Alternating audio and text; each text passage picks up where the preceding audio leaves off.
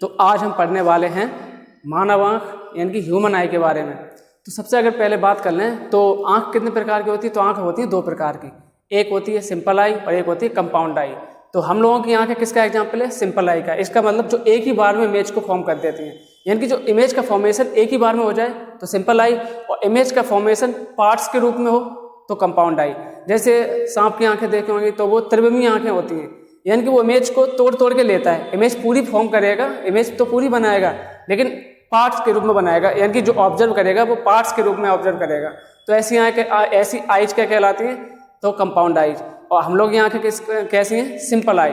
तो सबसे पहले बात आती है कि जो हम लोग की आंखें होती हैं वो कितने डिग्री तक घूम सकती हैं, कितने डिग्री तक घूम सकती हैं। तो उस दौरान कवर्ड एंगल जो होगा वो 150 डिग्री का होगा, ठीक है।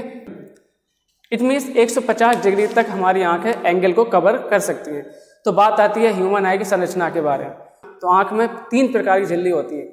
ये जो सबसे ऊपर वाली झिल्ली दिख रही होगी, ये वाली, ये झिल्ली को क्या कहते हैं, स्क्लेरा। इसी को हिंदी में कहते हैं श्वेत पटल। जब आप आंखों को देखेंगे तो जो व्हाइट कलर का दिख रहा है वो ऊपर वाली झिल्ली है, क्लियर। यानी कि जो उभरा हुआ पार्ट होता है वो ये होता है, क्लियर। ये उभरा हुआ जो पार्ट है, ये जो उभरा हुआ पार्ट दिख रहा है ये, ठीक है। तो सबसे पहले जो रेज जाएंगे या प्रकाश जाएगा आंखों में, तो सबसे पहले यहीं से एंटर करेगा। और ये भाग क्या कहलाता है, कॉर्निया। नेत्रदान के समय आंख का कौन सा भाग दान दिया जाता है, तो ये कॉर्निया। इसके अंदर जो लिक्विड भरा रहता है, ये लिक्विड क्या कहलाता है, एक्वस ह्यूमर, ठीक है। ये लिक्विड क्या कहलाता है, एक्वस ह्यूमर। उसके बाद थोड़ा सा और आगे चलेंगे आप, तो अंदर ये दिख रहा है, ये जो आंखों में प्रकाश को प्रवेश के समय खिड़की की तरह कार्य करने वाला कौन होता है, तो वो होता है iris. It means this is iris. ये जो है ये क्या कहलाता है, आइरिस। इसे हिंदी में बोला जाता है परितारिका। आंखों के रंग का निर्धारण भी कौन करता है, यही तो करता है, आइरिस। तो आइरिस की अगर बात कर लें, जैसे ये आइरिस होता है, इसके अंदर क्या होता है, प्यूपिल। ये जो पार्ट दिख रहा है आपको, ठीक है, दिस वन, ये पार्ट, तो ये पार्ट क्या कहलाएगा, प्यूपिल। इसको कहते हैं प्यूपिल। और प्यूपिल को क्या कहा जाता है, पुतली। तो जो आंख की पुतली होती है उसको सुरक्षित कौन रखता है, तो आइरिस रखती है। परितारिका यानी कि प्रकाश के आंखों में प्रवेश करते समय खिड़की की तरह कार्य कौन करता है, तो आइरिस। आंखों के रंग का निर्धारण भी कौन करता है, तो आइरिस। कैसे, इट मीन्स ये जो आपका ये आइरिस दिख रहा है, ये आइरिस, इस आइरिस में पिगमेंट होते हैं। कैसे पिगमेंट होते हैं, रंगीन पिगमेंट, क्लियर। रंगीन पिगमेंट भरे होते हैं इसमें। इसका मतलब आंखों जिस रंग का पिगमेंट चमकेगा, आंखों का रंग वैसा ही होगा। अगर आपकी काली आंखें हैं तो मतलब काले रंग का पिगमेंट चमक रहा है। अगर आपकी आंखें भूरी हैं तो मतलब भूरे कलर का पिगमेंट चमक रहा है। यदि आपकी आंखें नीली हैं तो नीले कलर का पिगमेंट चमक रहा है। कहने का मतलब है जिस कलर का पिगमेंट चमकेगा, आंखों का रंग वैसा ही दिखाई देगा। तो थोड़ा आगे चलते हैं, तो इसके अंदर ही सुरक्षित क्या होता है, लेंस। ये होता है लेंस। और लेंस किस टाइप का होता है ये, तो उत्तल लेंस। तो मानव आंखों का लेंस कैसा होता है, उत्तल लेंस, जो इमेज कैसी बनाता है, वास्तविक और उल्टी, क्लियर, वास्तविक और उल्टी इमेज बनाता है। तो बात कर लें अगर आइरिस की, तो आइरिस क्या करता है, जैसे जब आप धूप में जाते हो, ठीक है, जब आप धूप में जाते हैं तो प्यूपिल का साइज क्या होता है, यानी कि आंखों की पुतली, उसका साइज क्या हो जाता है, घट जाता है। क्यों घटता है, जो मतलब प्रकाश की किरणें ज़्यादा आ रही हैं तो उन्हें मतलब कम मात्रा में एंटर करने के लिए, क्योंकि ज़्यादा मात्रा में प्रवेश करेंगे तो किसको डैमेज पहुंचा सकती है, किसको डैमेज करेंगे, लेंस को। तो फिर क्या करेगा, जो आइरिस होता है, आइरिस अपना साइज क्या कर देगा, बढ़ा देगा। इट मीन्स ये साइज इतना है तो आइरिस अपना साइज कैसा कर देगा, और बढ़ा देगा। ये वाला जो प्यूपिल है, प्यूपिल का साइज इतना रह जाएगा, क्लियर। तो धूप में जाने पर प्यूपिल का साइज छोटा होता है लेकिन आइरिस का साइज बड़ा होता है। और जब आइरिस का साइज छोटा होता है तो प्यूपिल का साइज बड़ा होता है। अंधेरे में जाएंगे तो प्यूपिल का साइज बढ़ जाता है ताकि ज़्यादा से ज़्यादा रेज को कलेक्ट कर सके। उस समय ये वाला क्या छोटा हो जाएगा, इट मीन्स ये इतना बड़ा। तो अंधेरे में प्यूपिल का साइज बढ़ जाता है, और जबकि धूप की रोशनी में या धूप में प्यूपिल का साइज छोटा हो जाता है। या प्यूपिल को कंट्रोल कौन कर रहा है, तो आइरिस। प्यूपिल के साइज को छोटा या बड़ा कौन कर रहा है, तो आइरिस, क्लियर। आइरिस ही आंखों में खिड़की की तरह कार्य करता है। तो ये आइरिस का वर्ग है। उसके बाद ये लेंस आता है। तो लेंस कैसा होता है, उत्तल लेंस। तो इमेज कैसी बनाता है, ये वास्तविक और उल्टी इमेज बनाता है, क्लियर, ओके।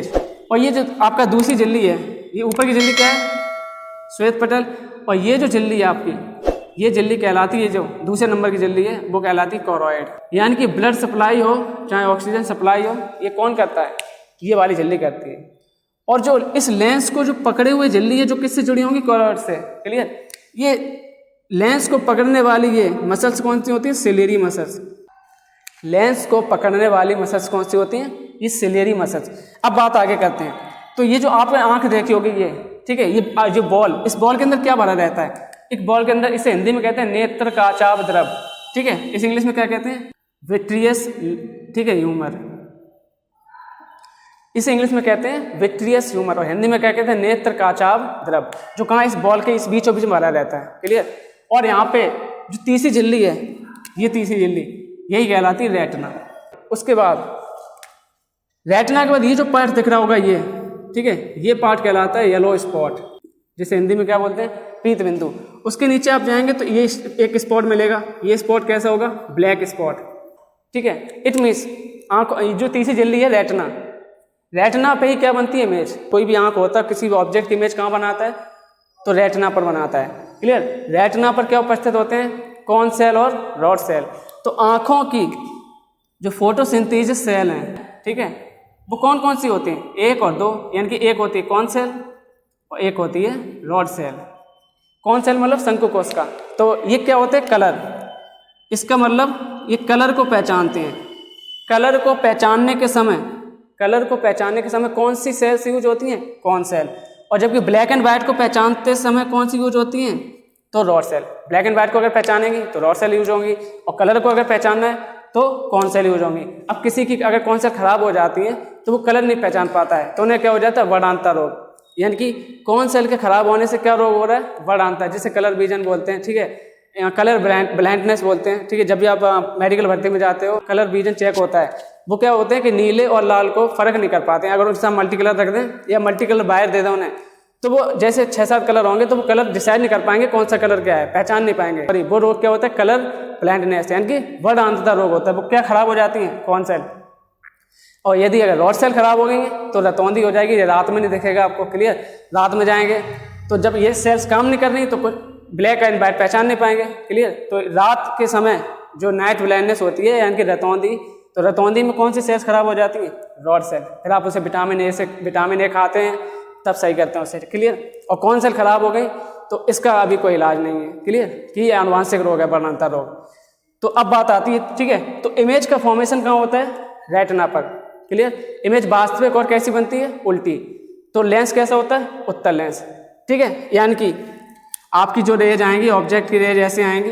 क्लियर। ये रेज कहाँ फोकस पड़ेगा, यहाँ प्रकाश से, यहाँ प्रकाश से एंटर करने के बाद प्यूपिल पे, और फिर प्यूपिल के बाद कहाँ जाएगी, लेंस पे, और लेंस के बाद ये फॉर्मेशन कहाँ बनेगा, रेटिना पर। ठीक है, यानी कि ये ऐसे, ये कहाँ बनाएंगी इमेज, ये इमेज कहाँ बनाएंगी, रेटिना पर। इमेज बनने के बाद यानी कि आपका ऑब्जेक्ट कैसा होगा, ऐसा, और वहाँ इमेज कैसी बनेगी, उल्टी, यानी कि इमेज उल्टी बनेगी और वास्तविक बनेगी। इमेज बनने के बाद ये जो नर्व्स दिख रही हैं, इन नर्व्स को क्या कहते हैं, ऑप्टिक नर्व्स। तो ये ऑप्टिक नर्व्स किससे जुड़ी हैं, ब्रेन से। यानी कि आंखों में जब इमेज का फॉर्मेशन हो जाता है तो इसकी सूचना कहाँ जाती है, ब्रेन को, यानी कि उस इमेज को ब्रेन तक ले जाने वाली नर्व्स कौन सी होंगी, ये तो ऑप्टिक नर्व्स। क्लियर। तो सबसे ऊपर वाली झिल्ली कौन सी होगी, स्क्लेरा, जिसे बोलते हैं श्वेत पटल। उसके बाद ये उभरा हुआ क्षेत्र क्या कहलाता है, कॉर्निया। फिर थोड़ा अंदर जाएंगे क्या भरा होगा इसमें, लिक्विड। ये लिक्विड क्या कहलाता है, एक्वस ह्यूमर। उसके बाद थोड़ा अंदर जाएंगे तो आइरिस, यानी कि आइरिस प्रकाश, आइरिस घटता या बढ़ता रहता है। आइरिस का साइज घटेगा तो पिपल का साइज बढ़ेगा, और आइरिस का साइज बढ़ेगा तो पिपल का साइज घटेगा। धूप में पिपल का साइज घट जाता है और जबकि अंधकार में पिपल का साइज बढ़ जाता है। क्यों, ताकि जो रेज होती हैं उन्हें कम कलेक्ट करने के लिए और या उन्हें ज़्यादा कलेक्ट करने के लिए। उसके बाद लेंस से होता है, ये कैसे होता है, उत्तल लेंस से पकड़ने वाली मसल्स कौन सी होती हैं, सिलियर मसल्स। और ये वाला जो लिक्विड भरा रहता है इस पूरे एरिया में क्या भरा रहता है, विट्रियस ह्यूमर, जिसे हिंदी में कहते हैं नेत्र काचाभ द्रव। क्लियर। ये नर्व्स कैसी होती हैं, ऑप्टिक नर्व्स। ये कहाँ ले जाती हैं, सिग्नल संदेशों को कहाँ ले जाती हैं, सूचनाओं को, तो दिमाग पे ले जाती हैं। इमेज कैसी बनती है, वास्तविक और उल्टी। उसके बाद थोड़ा आगे बात कर लें, ये येलो स्पॉट में क्या होता है, कौन सेल और रॉड सेल सबसे ज़्यादा होती हैं। अगर पूछा जाए आंख के किस भाग में सबसे ज़्यादा कौन सेल और रॉड सेल होती हैं, तो वो येलो स्पॉट होता है। ठीक है। सर्वाधिक कौन सेल और रॉड सेल वाला क्षेत्र, और सबसे कम रॉड सेल और कौन सेल वाला क्षेत्र कौन सा होता है, तो ब्लैक स्पॉट। ठीक है, जहाँ सबसे कम होती हैं।